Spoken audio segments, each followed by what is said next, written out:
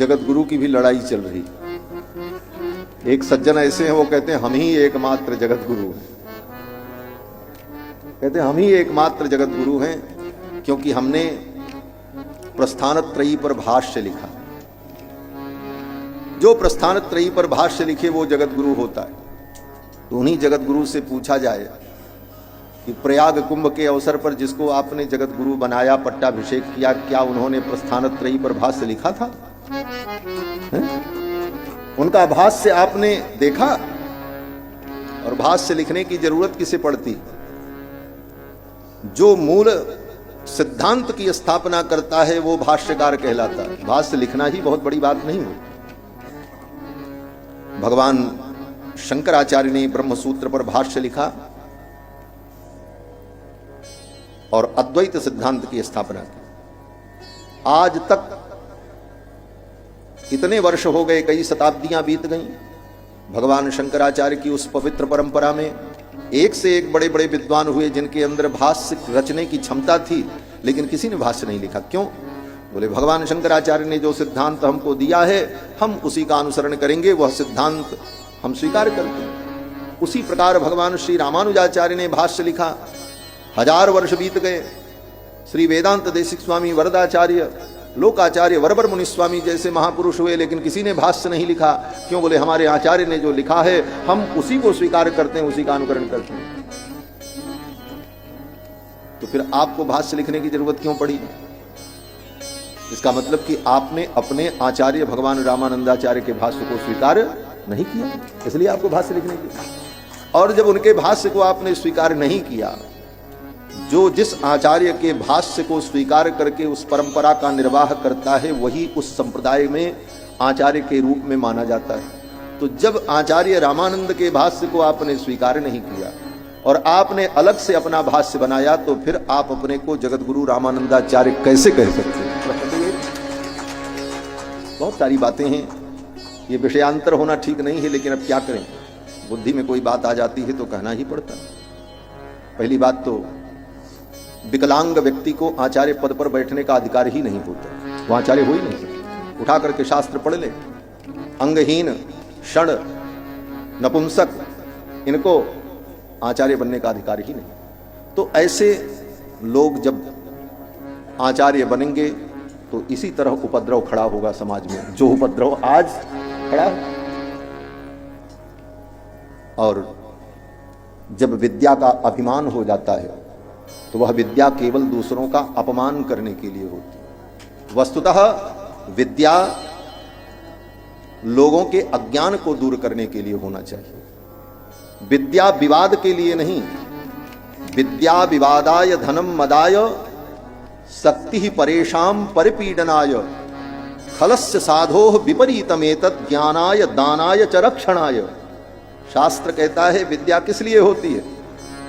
विवाद के लिए। अगर विवाद के लिए विद्या है कि हम बहुत बड़े विद्वान हैं, हमारे सामने वो संस्कृत नहीं बोल सकते, हमारे सामने एक शब्द नहीं बोल सकते, बोले तो ये विद्या विवाद के लिए अगर तुम्हारे पास है तो वो विद्या खल की विद्या है। विद्या विवादाय धनम मदाय। भगवान ने आपको धन दिया है, लेकिन धन का घमंड हो जाए कि हम बहुत बड़े धनपति हैं और दीनहीन गरीबों का तुम अपमान करते चलो अपने धन के अहंकार में, तो वो मद के लिए तुम्हारा जो धन है। विद्या विवादाय धनम मदाय शक्ति ही परेशान परिपीडनाय। और भगवान ने तुमको शक्ति दी है तो शक्ति का मतलब ये नहीं है कि तुम दूसरे को मारते चलो, कूचते चलो, पीटते चलो, जिसको चाहो उसको ढकेलते चलो। बोले तब? बोले ये 3 लक्षण दुष्टों के। विद्या मिल जाए तो विवाद करे, धन मिल जाए तो अभिमान से मत्त होकर के ढूंढे घूमे, और शरीर में शक्ति हो तो दूसरे को दुख दे। विद्या विवादाय धनम मदाय शक्ति परेशान परिपीडनाय खलस्य। ये खल का लक्षण है, दुष्ट का लक्षण है, साधु का लक्षण। खलस्य साधो। और साधु का लक्षण क्या है? बोले ज्ञानाय दानाय च रक्षणाय। अगर विद्या दी है भगवान ने तो उस विद्या से तुम लोगों को ज्ञान दो, ज्ञानाय। दानाय, अगर धन दिया है भगवान ने तो धन का घमंड मत करो, धन का दान करो। ज्ञानाय दानाय चरक्षणाय। अगर शक्ति भगवान ने दी है तो भगवान की दी शक्ति के द्वारा आप दीनहीनों की रक्षा करो, जो दुखी हैं उनके दुख को दूर करो। ये साधु का लक्षण है। तो ऐसे अहंकार में मस्त, हमसे बड़ा कोई नहीं, कौन न्योस्य सदृशो मया, मेरे समान कौन है। और जब कहीं किसी की बात भी आएगी तो क्या होगा, बोले वो मेरे पुत्र के समान है, वो मेरे बेटे के समान है, वो मेरे भाई के समान है, वो मेरे मित्र हैं। आज तक कोई तुम्हारे गुरु के समान इस धरती पर पैदा नहीं हुआ। ये अहंकार है, अहंकार का ज्वलंत उदाहरण है। धर्म सम्राट करपात्री जी जैसे व्यक्ति को भी कहा कि वो हमारे मित्र। धर्म सम्राट स्वामी करपात्री जी का जब शरीर पूर्ण हुआ था, आज लगभग 44-45 वर्ष पहले, और तब वो 80-85 वर्ष की अवस्था में धर्म सम्राट जी ने शरीर त्यागा। तब आपकी अवस्था तो 25-35 साल की रही होगी, तो 85 साल व्यक्ति से तुम्हारी मित्रता थी। फर्जी बात, झूठ का बवंडर, वो हमारे मित्र थे, वो हमारे मित्र थे, वो हमारे मित्र थे। 1.5 लाख पेज मुझे याद है, 1.5 लाख पेज याद है। तो ये कहने की जरूरत नहीं है, ये दिखाने की जरूरत है करके। कोई परीक्षा ले तुम्हारी तब पता चले। तो ये सब अभिमान उचित नहीं। किसी साधु संत की आलोचना भी उचित नहीं। उनको संस्कृत नहीं आती, मेरे सामने एक शब्द संस्कृत का बोल दें, अरे भाई, संस्कृत में ही अगर सब कुछ बोलने का गौरव हो तो फिर तो बौद्धों के जितने ग्रंथ हैं वो बहुत सारे ग्रंथ संस्कृत में लिखे। हमारे श्री बरबर मुनि स्वामी जी महाराज कहते हैं कि संस्कृत के ग्रंथ में ही अगर संपूर्ण गौरव है तो फिर तो बौद्धों के ग्रंथ भी बहुत सारे संस्कृत में हैं, तो क्या उनको हम प्रमाण मान लें? और हमारे पूर्वाचार्यों के ग्रंथ लोक भाषा में, तो लोक भाषा में भी गाए गए उनके शब्द वेद तुल्य माने जाते हैं। आज भी द्राविणामनाय का हम लोग अनुसंधान करते हैं। गोस्वामी तुलसीदास जी ने लोक भाषा में, विनय पत्रिका में और कवितावली गीतावली में भगवान के गुण को गाया, और वेद के समान हम उसका आदर करते हैं और उसका सम्मान करते हैं, नहीं करते। इसलिए, और ये सब क्यों है, यहां तक कि लिखा, ये कहने के लिए मुझे आज बोलना इसलिए पड़ा कि मुझे बड़ी वेदना हुई। जिस ब्रह्म सूत्र के भाष्य की वो बात करते हैं कि मैंने भाष्य लिखा, वो भाष्य क्या है सामान्य आदमी तो नहीं जान पाता, लेकिन विद्वान तो जानते हैं कि वो केवल कचड़ा है और कुछ नहीं। उस भाष्य में उन्होंने लिखा है कि शंकराचार्य, रामानुजाचार्य, वल्लभाचार्य अंधे थे।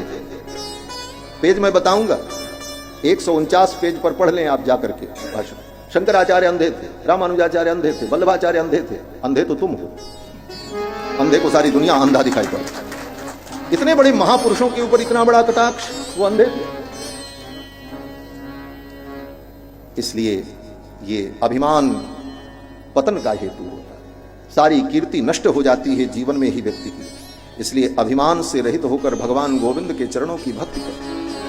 भगवान के चरणों में प्रेम हो और सब में भगवत दर्शन हो। अगर सब में भगवान दिखने लग जाएंगे, सिय राम में सब जग जानी, करो प्रणाम जोड़ जुग पानी, तो किसका विरोध करोगे? क्यों करोगे? क्यों विरोध? हनुमान जी महाराज कहते हैं, निज प्रभु मैं देखहि जगत केहि सन करहि विरोध। निज प्रभु मैं देखहि जगत, गोस्वामी जी महाराज कहते हैं, निज प्रभु मैं देखहि जगत केहि सन करहि विरोध।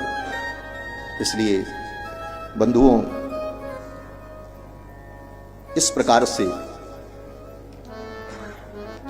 भगवान के चरणों में अपने मन को लगाना चाहिए और किसी भी आचार्य, परंपरागत आचार्य की निंदा अहंकार में पड़कर करना, यह सनातन धर्म का, सनातन धर्म के ह्रास का कारण बनेगा।